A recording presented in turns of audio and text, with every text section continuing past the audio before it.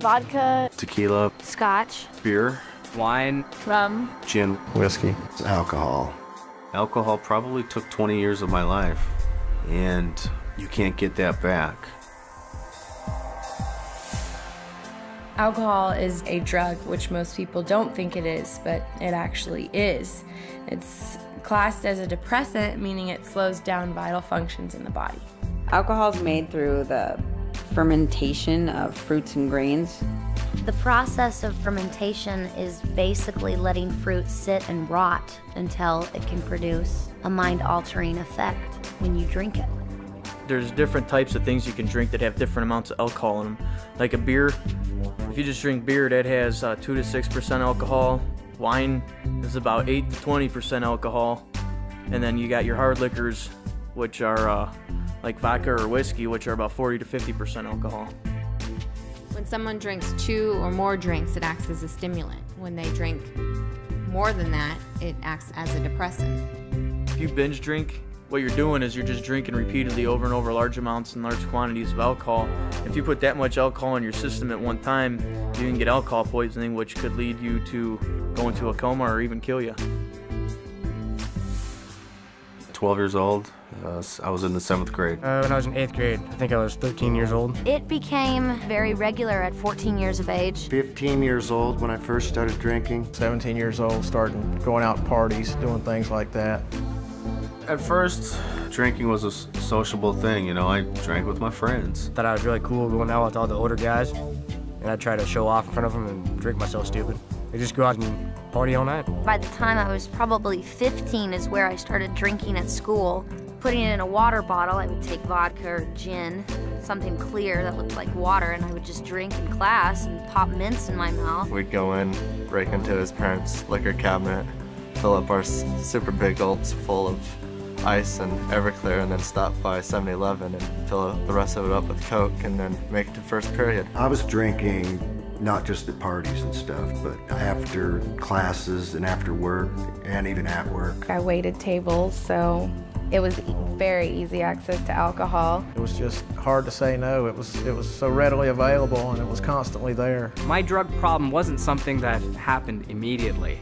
It happened so slowly that I missed the fact that I was addicted to it. It became a routine, a way of life. The only type of people I would hang out with were people who were using drugs or drinking alcohol. And it got to the point where that's all I cared about. It became far more than just a partying thing. It was a necessity.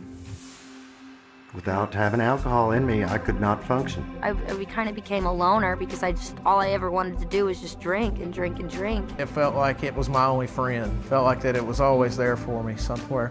You know, when things were going bad, I could always have a few drinks. Well, for me, it was never a few drinks. It was always a lot of drinks. I was consuming about 30 beers a day, a whole case of beer, and 3/4 of a gallon of light rum. I would essentially have that and black out every night. I could do nothing but drink 24/7, drink, pass out, drink, pass out. I literally started drinking so much that I would shake if I didn't have a drink. When I would not drink, I'd get extremely sick, deathly sick. Just really achy all over, and you have headaches, and you're so dehydrated that you have no energy. Alcohol had been, you know, in and out my body so much that it had tore away some of the lining of my esophagus, and blood was creeping in. I was a physical disaster. I was that far in my addiction of physical withdrawal that when I shut that alcohol intake off, my body tried to shut down. The actual withdrawal from alcohol can kill you, for one thing, if it's too intense.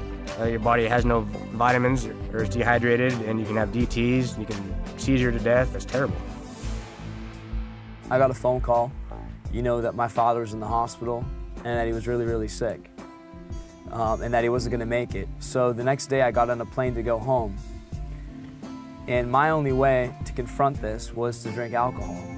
So I showed up at the airport pretty drunk, and my family, you know, saw me there, and, you know, they didn't know what to say. The worst thing about it is that my father was kept conscious so that he could see me before he passed away. But instead of disgracing his memory, they'd put him on life support. I had gotten kicked out of this bar for fighting. I was beyond drunk, and I was attacked and raped. And I went home and I stayed in my apartment for a week. My mom would come knocking on the door. I'd pretend I wasn't home. I felt like it was my fault. You know, I was the one that was at that bar. I was the one that was getting drunk. I went home and I had a roommate, and for some reason we got into an argument which resulted in a fight, and the cops got called. I blacked out for part of it, so I couldn't figure out why I was waking up in jail. I drank some beer there at the bar inside the airport. I just ordered another beer and put my backpack on and started walking through the terminal smoking a cigarette. I didn't care what I was supposed to be doing.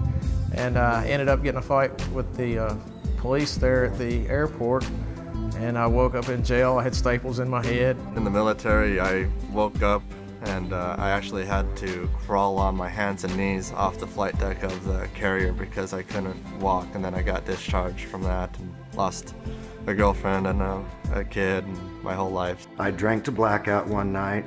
Well, sometime about an hour later, I got back up. I went to my bedroom. My wife wasn't there.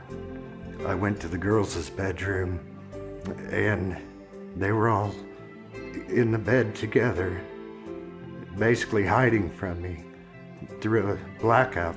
And I decided right then that I couldn't stay there anymore. I was afraid that I was going to hurt someone at a blackout.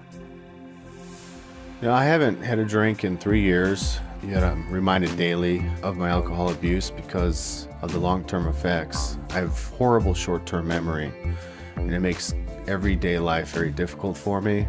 Just remembering names, remembering how to do things. As a result of alcohol, I had high blood pressure, and I still have it. It destroys your internal organs, and I mean, it can destroy your brain functions, your handwriting, small motor skills. It's definitely a poison. I have liver pains, bone and muscle aches that just used to not be there, and it's not from age. I'm not that old. I should be in my prime right now, and I've probably aged myself 20 years through alcohol abuse. Alcohol is slow to kill, but it's the most hideous form of death.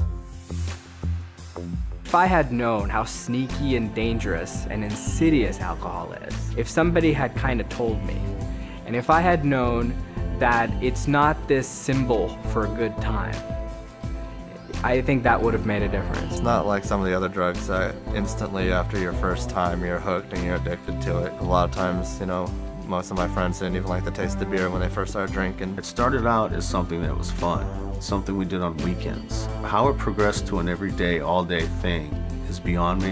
I have no answer to that. I do not understand how that happened, but it did. It's nothing but misery. The last 12, 13 years of my life, I've spent probably over $500,000, and over 4 or 5 years of that has been institutionalized, whether it be in a alcohol treatment rehab facility or, you know, incarcerated. Well, alcohol is just as bad, if not worse, than heroin or barbiturates or anything else. I don't know, if 60% of people go out to drink and get drunk, chances are that they're going to lead to something else and they're going to end up on a downward spiral. I may not be very old, but I have definitely seen some hellish things from alcohol. To be honest, I didn't think someone could get to the point that I was at my age. I thought that took years and years, but no, downward spiral. It might seem fun at the beginning, but after you get stuck in that lifestyle for years, you realize how not fun it is. It's terrifying.